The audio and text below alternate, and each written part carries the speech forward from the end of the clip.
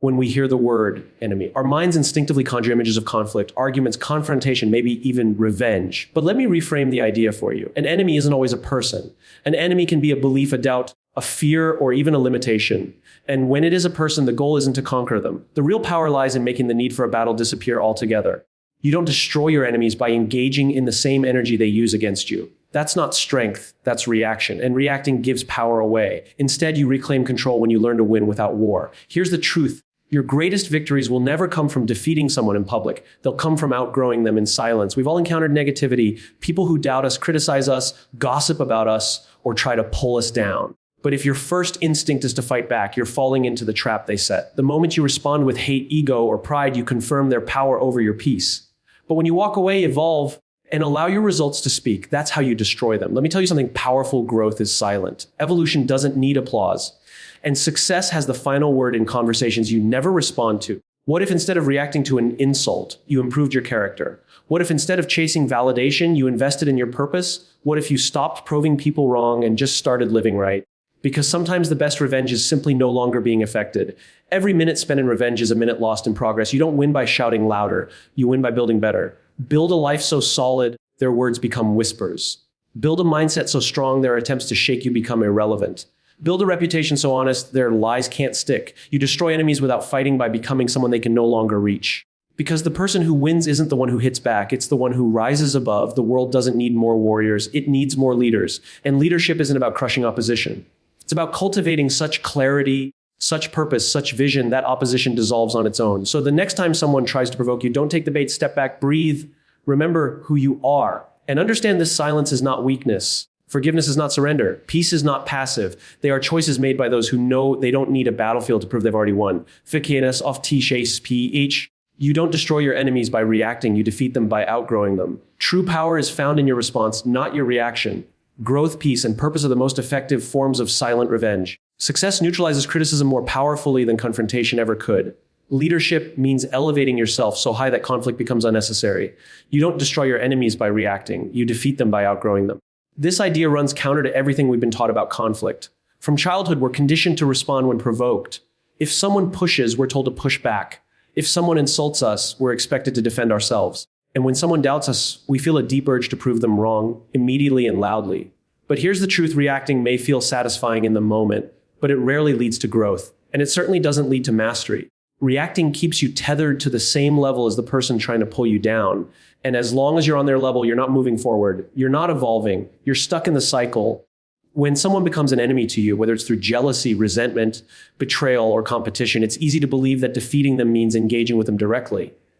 But what if the real victory lies not in confrontation, but in elevation? To outgrow someone means you've shifted your focus away from them entirely. It means they no longer have a role in your decision-making, in your mindset, or in your sense of worth. That is far more powerful than any comeback, any rebuttal, or any public takedown. Outgrowing someone is silent, it's internal, it's steady, and most importantly, it's permanent.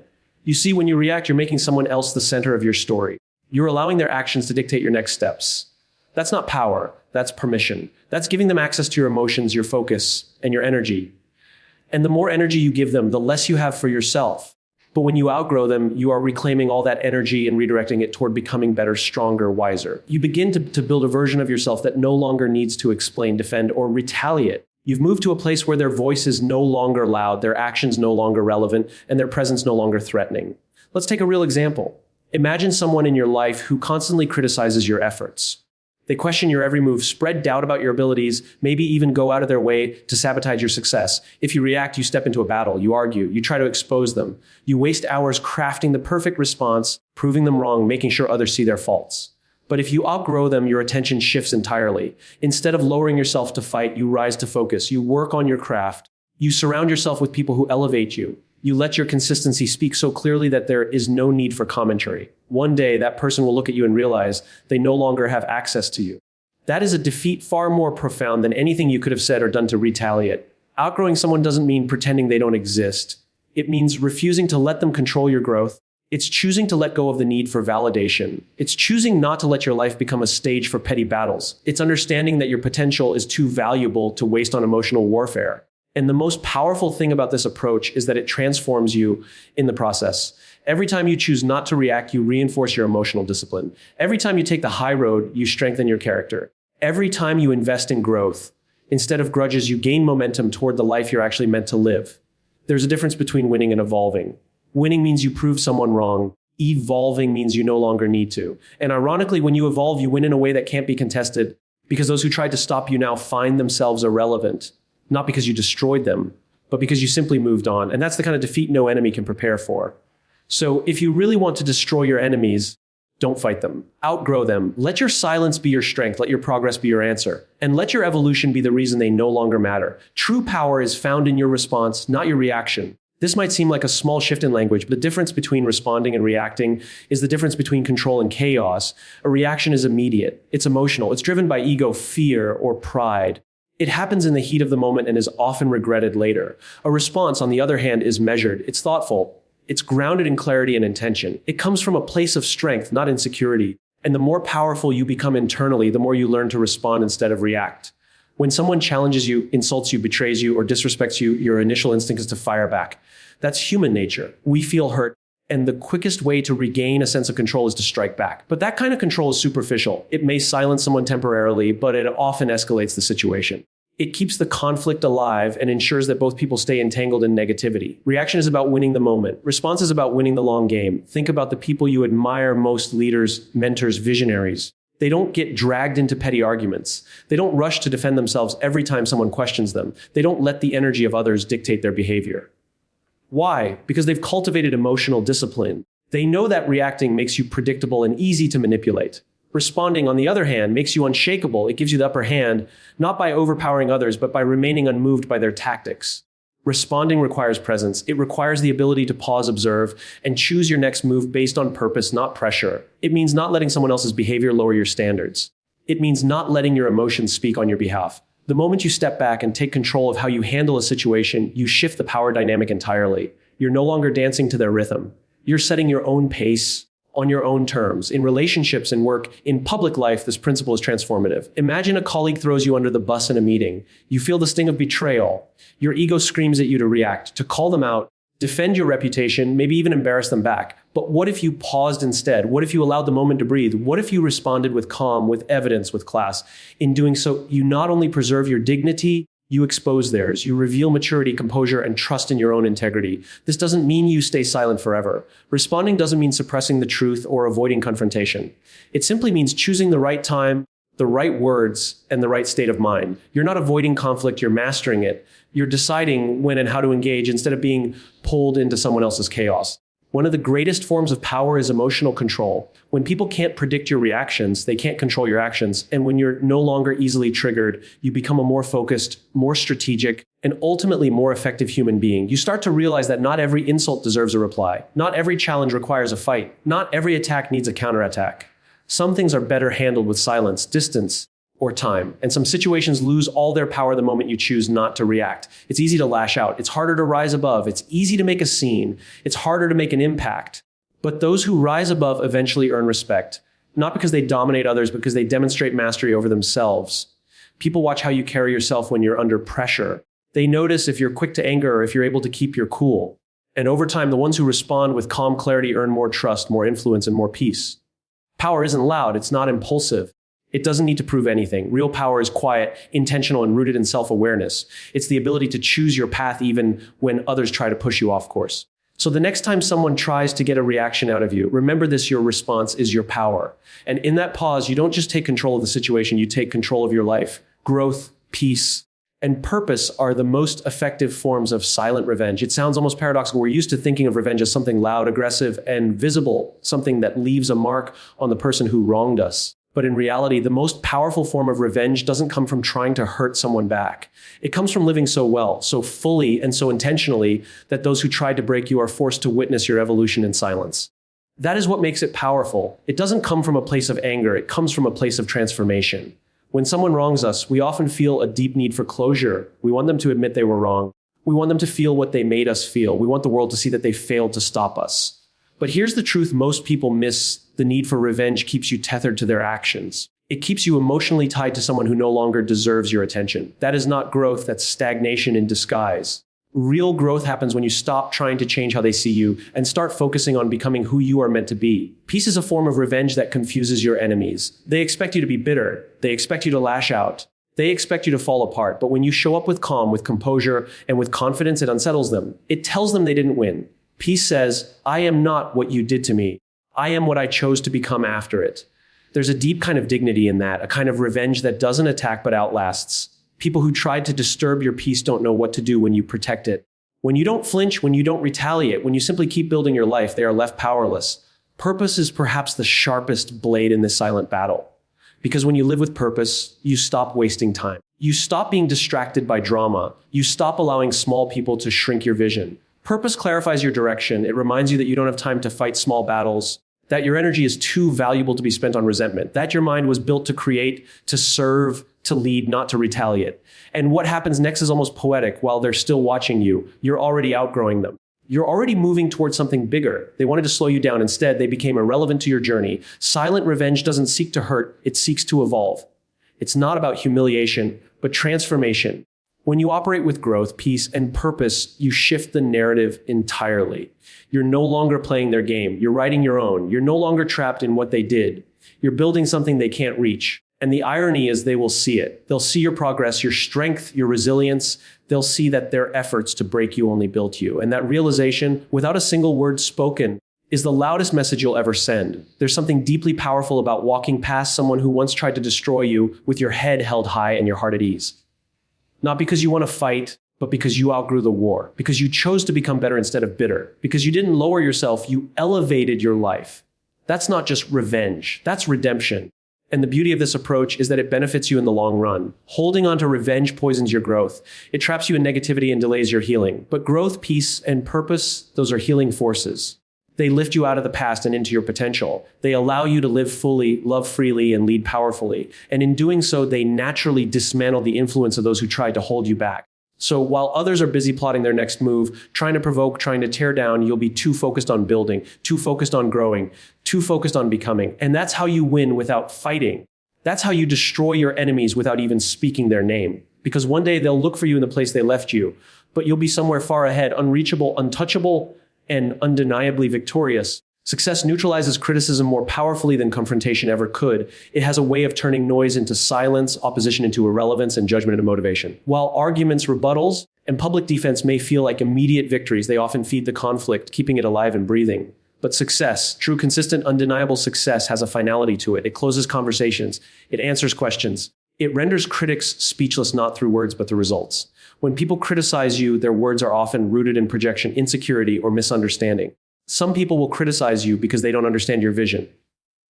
Others will do it because your progress makes them uncomfortable. And still others will criticize simply because they need someone to direct their own dissatisfaction toward. If you respond to every criticism, you spend your life in defense. You become reactive, scattered, and emotionally exhausted. But when you stay committed to your path, focused on your purpose, and invested in your work, you allow your success to do what your words never could. Critics thrive in the absence of results. As long as you're stuck, as long as you're still trying, still doubting, still hesitating, they have room to talk. But when you begin to produce, when you begin to create momentum, when you start building something that no longer needs explanation, something shifts. People stop asking questions when the answers are clear in front of them.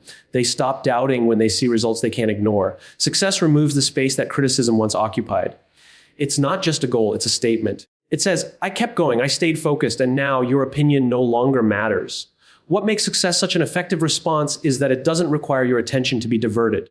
You're not taking time out of your journey to prove someone wrong. You're simply moving forward. That forward motion, that progress, becomes the loudest answer you can give.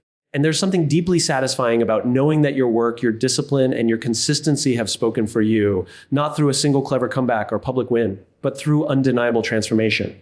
There will always be people who question your decisions, your dreams, your capabilities. That's part of the process. That's part of the price of growth. But the people who rise above criticism are not the ones who shout the loudest. They're the ones who build quietly, endure patiently, and achieve visibly. And in time, those critics are left with no argument. What can they say when the very thing they mocked has become a success? When the person they doubted is now thriving, they either go silent or they change their narrative, but either way, their influence fades. Success also shifts your own relationship with criticism. When you succeed, you develop a deeper understanding of who you are and what you're capable of. And when you know your own value, external noise loses its weight. You no longer need to explain yourself. You no longer need to be validated. You let your results speak, and they speak with more clarity than any speech could. You begin to realize that the goal was never to silence others. It was to outgrow the need to be heard by them. Even those who once tried to bring you down often end up respecting what you've built, even if they never admit it. Because success demands respect. It's hard to argue with results. And the people who once laughed at you, doubted you, or dismissed you have to face a truth they didn't expect, that you didn't just survive, you thrived.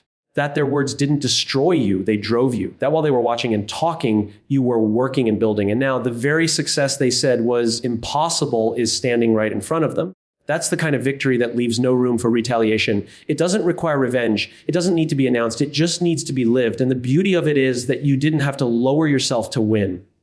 You rose. You stayed focused. You stayed disciplined. And in doing so, you took away the one thing every critic depends on, your attention. Instead, you gave your energy to your growth. And that decision is what made the difference. Because at the end of the day, success is not just about proving others wrong. It's about proving to yourself that you never needed to. Leadership means elevating yourself so high that conflict becomes unnecessary. When most people think about leadership, they picture authority, influence, and decision-making. But true leadership is not about being the loudest voice in the room or always having the last word. It's about presence. It's about posture. It's about understanding that your greatest strength lies not in controlling others, but in mastering yourself. Conflict is a natural part of human interaction, but not all conflict needs to be confronted. In fact, the highest form of leadership is learning which battles are worth fighting and which ones dissolve simply by rising above them. People often get trapped in cycles of arguments, disagreements, and tension because they haven't yet built the emotional altitude to rise above pettiness. When you operate from a reactive state, you find yourself constantly defending, explaining, correcting, or retaliating. This gives every conflict the power to pull you down, to distract you, to consume your time and energy. But a true leader doesn't get caught up in every disagreement. A true leader stands so firmly in their values and vision that small conflicts cannot touch them. They are not running from confrontation. They simply don't allow meaningless conflict to derail meaningful progress. To elevate yourself is to discipline your emotions, your reactions, and your focus. It means understanding that not everything deserves your attention. When someone tries to provoke you, challenge you, or question your direction, the instinct might be to respond with fire. But leadership is not about proving your dominance, it's about preserving your clarity. The higher you go, the quieter it gets. And that silence isn't emptiness, it's peace. It's the space where vision lives, where growth happens, and where strategy replaces reaction. Conflict thrives in environments of insecurity. When you're unsure of who you are or where you're going, every disagreement feels personal. Every challenge feels threatening, but when you've done the work to know your purpose and lead with integrity, you stop feeling the need to respond to every slight. People may still criticize, gossip, or try to discredit you, but their words lose their impact. Why? Because you're not playing the same game. You're building something greater. And when you're building, you don't waste time tearing others down or defending yourself against attacks that can't reach your level. There is a discipline and restraint. There is power in silence. There is wisdom in choosing to walk away when someone tries to bait you into conflict. Leaders understand that ego is loud, but purpose is steady. The moment you start responding to every challenge, you begin to lower your altitude. You bring yourself down from the level of vision to the level of argument. And from that place, you can't lead effectively. But when you maintain your elevation through focus, emotional intelligence, and clarity, you guide others not just by your words, but by your example. Elevating yourself also sets a new standard for those around you. People watch how you handle pressure, how you respond to criticism, and how you manage confrontation. When they see that you don't flinch, that you don't fire back, that you don't engage in battles that don't serve your mission, they begin to respect your presence. And more than that, they begin to mirror it. This is how cultures change. This is how teams evolve. This is how families, organizations, and entire communities begin to shift when one person decides to rise above, to stay above, and to lead from a higher place. Leadership is not about being untouchable. It's about being unshakable. It's about standing firm in your identity and choosing to invest in what moves you forward, not what pulls you back. Every time you avoid unnecessary conflict, every time you choose peace over pride, every time you stay rooted in vision rather than swayed by opinion, you're elevating yourself. And with every elevation, the noise below becomes a little less relevant. The distractions fade. The battles shrink. And what remains is the path forward, clear, focused, and purposeful. You don't destroy your enemies by meeting them where they are. You destroy the need for enemies by going where they cannot follow. That's what leadership looks like. Not overpowering others, but becoming so disciplined, so focused, and so committed to growth that the very idea of conflict begins to lose its pull. Not because the world changes, but because you do. And that change makes all the difference. The greatest victories are not won through confrontation, retaliation, or noise. They're earned through evolution. You don't destroy your enemies by engaging with them. You dismantle their influence by outgrowing them. You don't prove your strength by fighting back. You show it by choosing peace, staying focused, and remaining anchored in purpose. In a world that constantly tries to provoke you, real power is found in your ability to rise above the noise, not be consumed by it. When your growth becomes your response, when your success becomes your answer, and when your leadership turns conflict into clarity, you no longer need to win battles because you've already won the war within. That is the kind of quiet strength no enemy can touch. That is how you destroy them without ever lifting a finger.